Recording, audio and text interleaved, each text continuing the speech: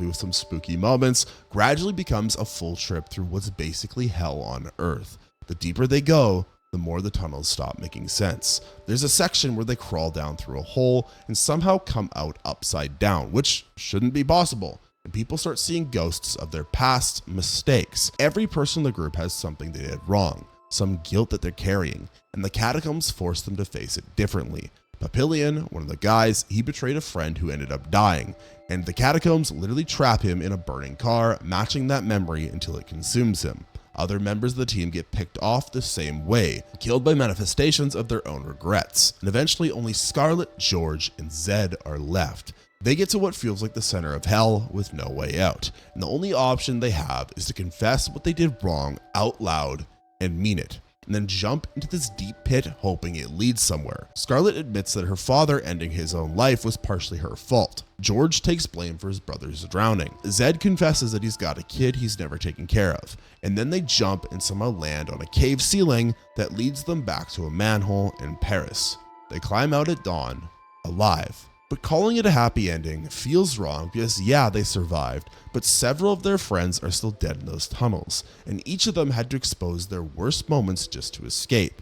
And you get the sense that they're not the same people anymore. The catacombs are still down there. The evil didn't get defeated or locked away. It's just waiting for the next group of people to wander in. And Scarlet, George, and Zed get to spend the rest of their lives knowing exactly what's underneath Paris and what it costs them to get out. All right, moving on. I need to warn you guys right now because this movie is probably pretty traumatic for a lot of reasons, including violence that is a little too intimate. Let's put it that way. Yeah, The Girl Next Door is based on a real case from 1965, which already makes it harder to watch, and it's set in this perfect suburban neighborhood in the 1950s where Meg and her disabled sister Susan get sent to live with their aunt Ruth after their parents die. Ruth seems fun at first, the cool mom, all the neighborhood kids love her, but she kind of hates Meg for reasons the movie never really explains, and what starts as verbal abuse becomes physical and then becomes torture. Ruth lets her sons and the other neighborhood kids participate, and they do. They actually go along with it. And eventually, Meg ends up locked in the basement where the children do extremely horrible things to her and beat her,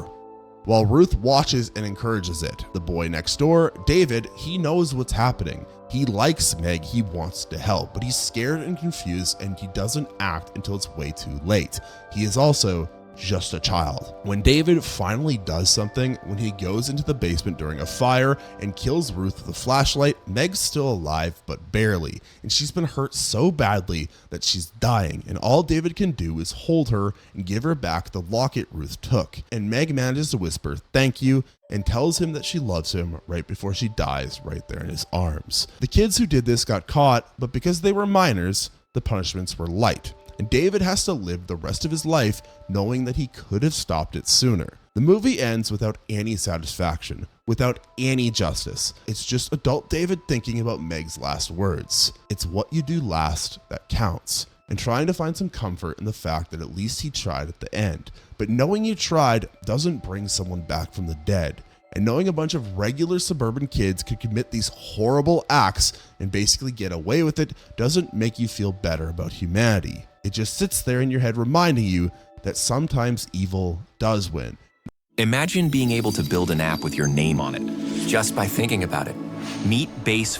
The fact that this is based on a true story makes this even worse. This is one of the few movies I've watched and I genuinely felt depressed for like 2 days after. It hit me that hard.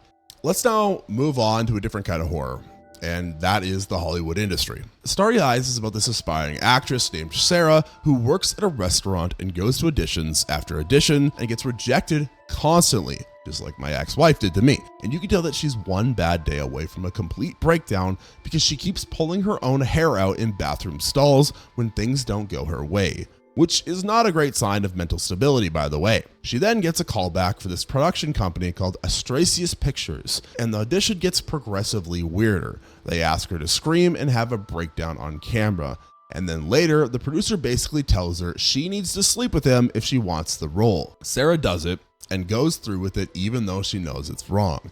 And that's when her body starts falling apart in the most disgusting ways possible. Her hair comes out in clumps, her fingernails peel off, she's vomiting up maggots. She looks like she's rotting from the inside out. And this isn't some STD situation. It's apparently her being reborn or transformed or whatever nonsense that the cult producers are into. Yeah, it's a cult. While this transformation is happening, Sarah realizes her friends are holding her back from success. So obviously the most natural thing to do, she murders all of them with her bare hands in this shocking turn where the struggling actress becomes a violent killer.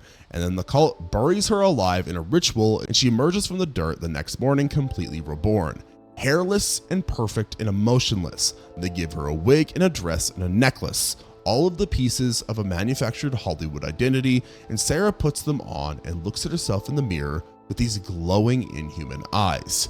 She got exactly what she wanted. She's going to be the star of their film, except the person who wanted that is dead, and what came out of the grave is something else entirely. The movie ends with Sarah's new smile. It's supposed to be her moment of triumph, but you're watching someone who traded everything human about themselves for success. And the longer you think about it, the more you realize the cult didn't force her into anything. She chose this path herself, and that somehow makes it worse. Let's now talk about Hell House LLC.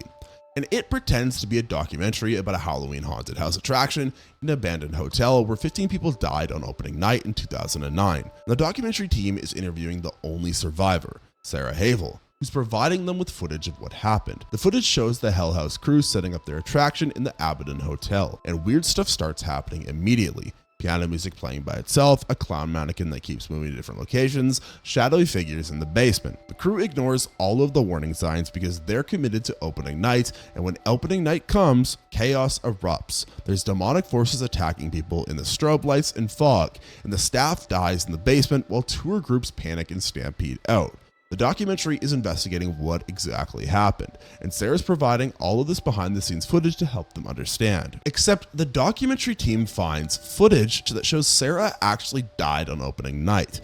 One of the possessed crew members killed her and then ended their own life, which means the Sarah they've been interviewing for weeks couldn't possibly be real. They tried to find her at the hotel where she claimed she was staying, but there's no record of her. Room 2C where she's staying doesn't exist the way that she described it. And it dawns on everyone that they've been talking to a ghost this whole time. Then two of the documentary crew decide to go to the abandoned Abaddon Hotel anyway to investigate room 2C, because apparently finding out your source is a ghost isn't enough of a red flag.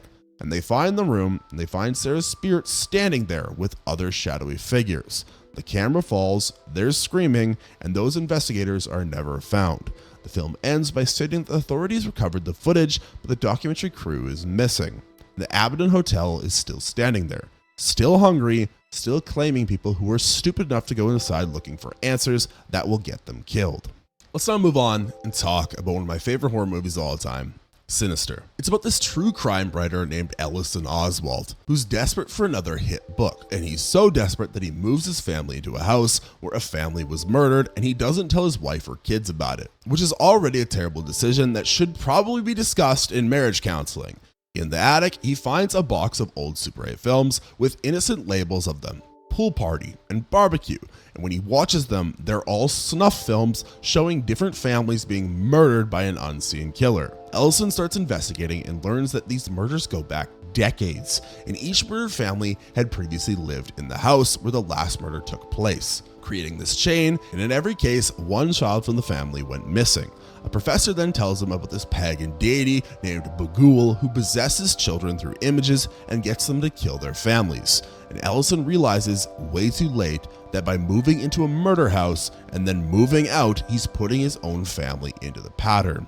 His young daughter Ashley gets possessed. She drugs his coffee, and Ellison wakes up tied up next to his wife and son while Ashley stands there with an axe and a Super 8 camera, saying that she'll make him famous again. And then she kills her entire family off screen, and then uses their blood to paint the walls. How artistic. She's going to grow up to be a fantastic painter. And then adds to her film reel labeled House Painting 12 to the box. Bughuul appears in the attic, picks up Ashley, and vanishes with her into the film world, taking her soul with him. The ending shows a box of films sitting in the attic with Ashley's new addition, and then Bughuul's face flashes on screen for a jump scare. But what is actually scary is realizing that this pattern continues forever and there's no way to stop it. Ellison's ambition killed